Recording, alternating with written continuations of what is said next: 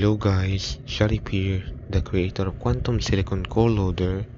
In this video, I'm gonna show you the update of my Quantum Silicon Core Loader, which is now in version 0.5.9, and also the tools of Quantum Silicon Core Loader, which is now in version 1.1.8. So as you can see, I improved the command handling inside of QSSL.bin.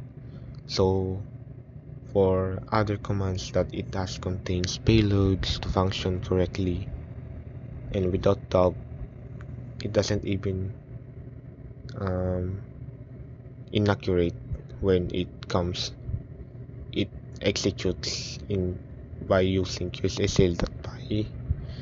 And as for the QSSL.py, I removed the bootstrap command, which is irrelevant, but I'm kept the parser modules of QSSL BSD for bootstrapping, so this is recommended if I want the completed functionality of the modules, so my loader can execute correctly and it doesn't throw error at all. And that's all. Thank you.